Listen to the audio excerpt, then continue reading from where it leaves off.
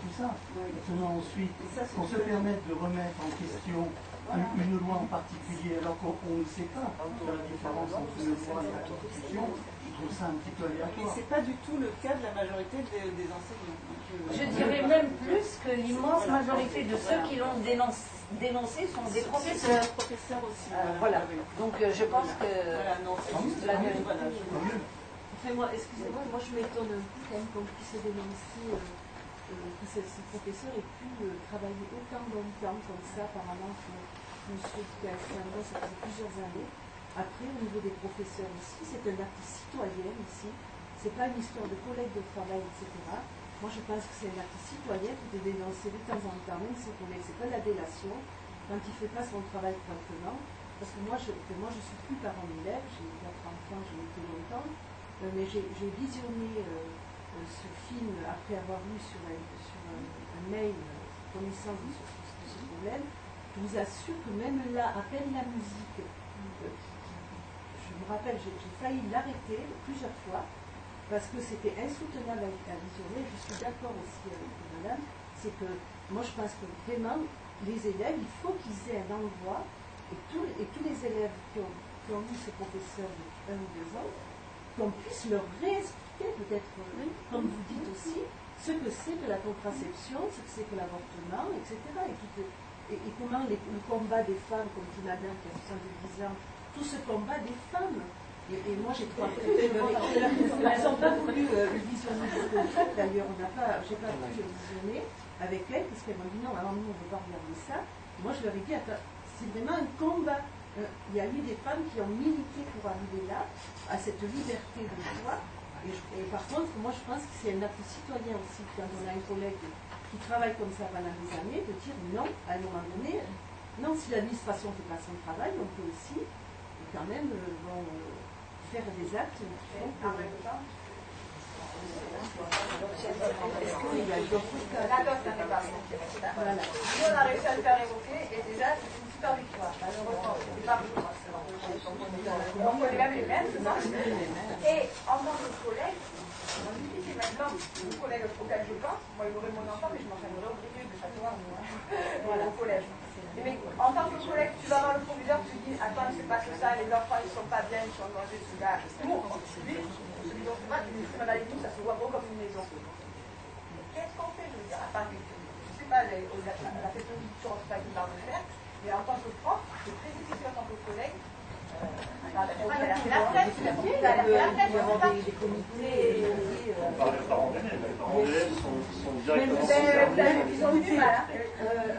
Pour le cas que nous citons, moi pendant une année j'ai édité, j'ai fait des lettres recommandées, j'ai même fait pression sur le proviseur, l'ancien proviseur du lycée Chambon, j'ai pas envie de le dire, quand je comme ça, je me suis sentie très seule au niveau des parents d'élèves, parce que les gens c'est comme ça. Les parents d'élèves, leurs élèves sont avec un malade mental, il y en a bien qui vont finir par réagir.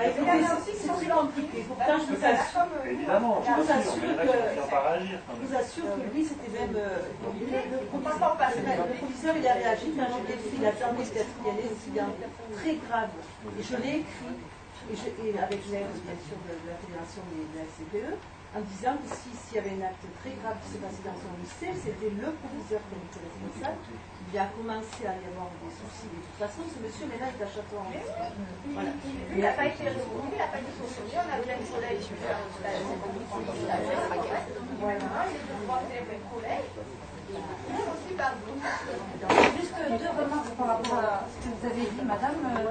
Premièrement, c'est qu'on doit continuer à interpeller le rectorat pour qu'il y ait une forme, je ne sais pas, de réparation ou de cellule de crise pour venir en aide aux enfants et aux filles qui ont été, aux filles et garçons qui ont été soumis à ces images-là, premièrement. Deuxièmement, le rectorat bouge très peu et le courage n'est peut-être pas le courage, on va dire. Le fait de se mobiliser n'est pas la valeur la mieux partagée au monde. Donc c'est toujours l'action d'une minorité. Cette fois-ci, cette année, ça a été une minorité qui a pu mobiliser, mais entre autres grâce à d'autres intervenants et à la médiatisation de cette affaire. Et donc peut-être que là nous avons une émission de télévision, peut-être que ça va obliger le rectorat à répondre aux attentes des parents d'élèves qui ont été touchés par cette affaire, eux personnellement, parce que ce n'est jamais anodin, comme vous l'avez dit, le film est insupportable. Moi, je pense et qu'il puisse avoir réparation. Voilà. Et moi je pense qu'il faut que vous restiez, enfin je suis désolée, vous restiez sur cette idée que c'est un scandale qu'un tel film ait pu passer dans un établissement scolaire. C'est clair, c'est scandaleux, parce que ça n'a rien à voir avec M. Isnard même, je veux dire, c'est qu'on n'est plus qu'un établissement qui est laïque, enfin je veux dire, qui doit être là pour enseigner, éduquer, qu'un tel film puisse passer, mais alors on n'a qu'à passer un film porno, on n'a qu'à... Je veux dire, non mais c'est la porte ouverte, c'est un homme, mais c'est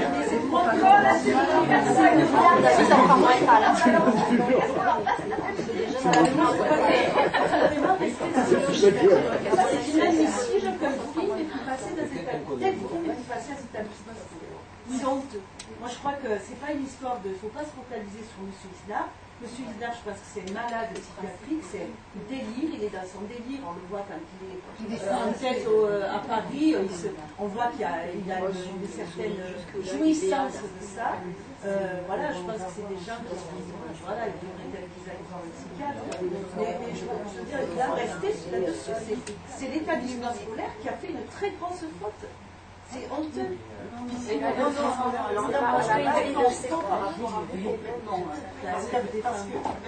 Non, c'est pas vrai, parce qu'on on se bat, nous, pour la liberté pédagogique. Je veux dire, la contrepartie, parce que là, vous êtes en train de dire que c'est quelqu'un qui est comment, un fou, enfin, un malade mental. Non, mais je veux bien le croire, on ne sera jamais à l'abri de quelqu'un comme ça qui traverse les sas, parce qu'il y en a quand même des... Si, on peut attendre de l'administration, justement, oui, c'est pas des gens alors, qu'on nous mettre à la oui, non, mais ça, je suis tout à fait d'accord avec vous. Non, là, je suis tout à fait d'accord avec vous. C'est-à-dire qu'à un moment donné, vous voyez bien qu'il y a eu comme quelque chose de défaillant au moment de la titularisation de cette personne. On voit bien si elle a obtenu sa titularisation par le biais d'un recours tribunal, etc. C'est que là, il y a eu à ce moment-là quelque chose de pas normal. Mais en même temps... Par la suite également. Par la suite peut-être également. Mais en même temps, on ne peut pas quand même demander la contrepartie d'avoir une surveillance du contenu pédagogique. Il y a quand même des programmes officiels. Il y a un minimum quand même de surveillance. On peut prendre un autre exemple. Est habilité à rentrer dans la classe. Comment? Le proviseur. Évidemment. Et il ne l'a pas fait. Il n'y a pas. Et il ne l'a pas fait. Même le jour du film, vous savez, il ne l'a pas fait. Il n'y a pas. Si ce professeur faisait la propagande sur la pédophilie, on n'aurait pas eu de scrupule. Tout à fait. Dire il y a des limites. Bien sûr qu'un enseignant a une liberté pédagogique, mais toute liberté en République a des limites. Non mais oui, bien sûr, mais dans les propos, je voudrais quand même qu'on fasse attention, c'est que dans les propos, il ne s'agit pas non plus de faire un amalgame et de mettre tous les enseignants sous surveillance. Non mais c'est-à-dire que c'est dans la façon dont on présente, bien sûr que moi j'ai pas dit ça. Moi je dis que c'est inadmissible qu'on ait pu passer un tel film. Moi j'ai eu du mal à visionner jusqu'au bout. Et c'est pas normal qu'il n'y ait pas eu un moment donné, puisqu'on savait déjà que cet enseignant allait pas bien, il aurait dû y avoir une surveillance un peu plus. C'est quand même pas rassurant quand les parents d'élèves. Et je suis parent d'élèves aussi. Je voulais juste un exemple, quand il y a eu la cellule psychologique, l'heure d'après, ils avaient cours avec M. Isnard. C'est quand même incroyable. Ils ont eu le cours en SKC, et juste après, ils sont allés avec Isnard. Si ça, c'est pas une défaillance de l'administration, c'est que c'est une défaillance de l'administration. On n'a pas protégé les enfants. On n'a pas protégé les enfants dans cette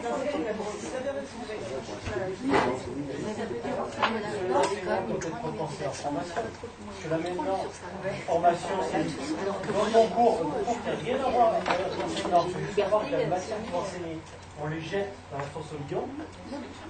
C'est un problème, mais je suis pas sûr que ce soit lié. Oui, non, mais par exemple, si on va sur un système comme au Québec, où c'est pas en 4 ans qu'ils sont formés, et petit à petit ils sont amenés à venir dans les classes, etc., où ils ont aussi des cours de posture dans les élèves, sauf que c'est une chose qui n'existe pas. Oui, mais c'est un problème, j'aurais mis Isnard pendant 4 ans au Québec, il aurait fait pareil. Non, parce qu'on aurait été encadré par plus bien cartéré, monsieur Isnard. Il en a laissé pendant 4 ans, il aurait cartéré. Écoutez, le professeur dont je vous parle, écoutez, moi je veux en parler de ça, parce que de toute façon, je l'ai écrit, donc je peux parler de ça. Au lycée Esclangon, c'était un homme qui, bon, on peut dire, ma foi, est-ce qu'on l'accepterait qu'un élève vienne pieds nus en cours? Bon. Quand il était très en colère, il prenait du recul. Quand il était en colère, après, le professeur adjoint, il balançait ses chaussures contre le tableau, il crachait au tableau, il est venu une fois en disant aux élèves qu'il avait, je ne vous dis pas les termes, mais qu'il avait fait la bringue, donc qu'il avait un peu la tête dans, etc. Donc il est sorti, c'était la première fois qu'il était venu avec un cartable, ce monsieur, bon, je veux bien qu'on soit ingénieux peut-être. Et il est sorti, il est retourné, les élèves, ma fille a dit, mais monsieur, vous allez boire du pastis, elle dit, oui, ça saoule, ça va mieux quand on voit du pastis. Bon, il avait des délires constants. Moi, j'ai passé une année à dire au proviseur, mais enfin, je rêve. J'ai voulu rencontrer ce monsieur. Il m'a dit, je ne vous reçois pas dans l'établissement scolaire. Alors, je lui ai dit, attendez, que je sache, je vous ai dit, venir manger avec moi dans le bar. Alors je lui ai dit, écoutez monsieur, moi je ne mange pas, je ne vais pas manger avec vous en ville, si vous ne pouvez pas me recevoir, parce que j'étais déléguée de parents d'élèves, je vais rejoindre le restaurant, avec d'ailleurs un autre délégué, moi j'étais SPE, qui a pris le repas avec lui. Moi je lui ai dit, écoutez, moi je suis désolée, je ne suis pas là pour manger avec vous n'êtes pas, que je sache, mon collègue, mon ami. Et là, il m'a expliqué, il m'a dit que lui, c'était comme ça qu'il travaillait, que personne ne l'ennuierait, c'était un délire. Eh bien, écoutez, cet homme, à force, moi, de bouger, on a pu faire qu'il soit contrôlé, il enseigne à Château-Arnoux. Il a remis ses chaussures. Alors écoutez, comme je dis, là, on est dans le cadre d'un enseignant. Je comprends pas, c'est pas une question d'enseignant mal formé, c'est une question de quelqu'un, comme il y avait partout,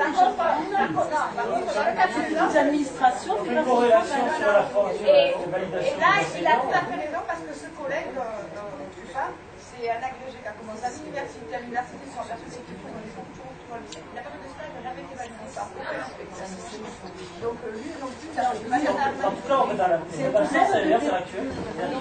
Avant c'était pas parfait. Mais maintenant, il y aura beaucoup moins de personnes qui vont valider, et donc ils vont encore plus passer à travers la plateforme.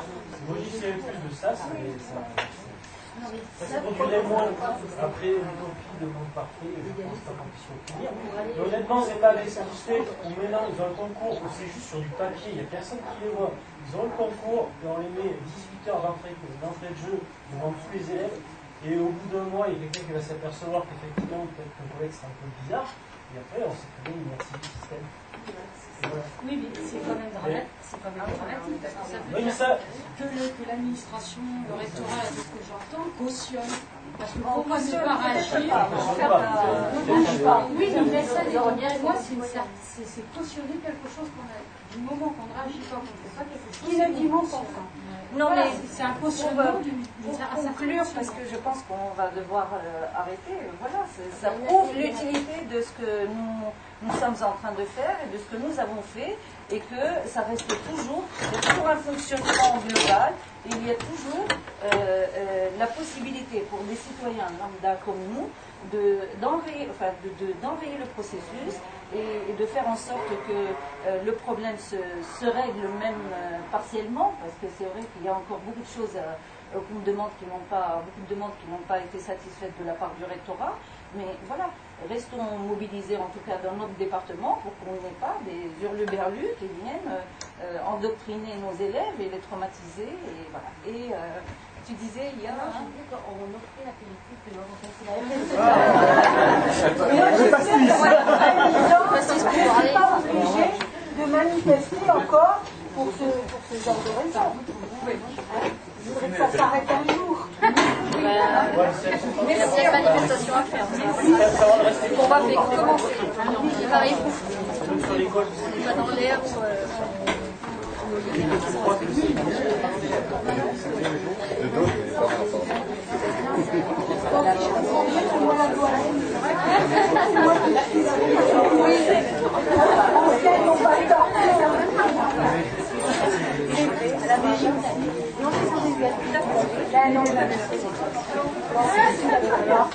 Rassurez-vous, on peut demander à la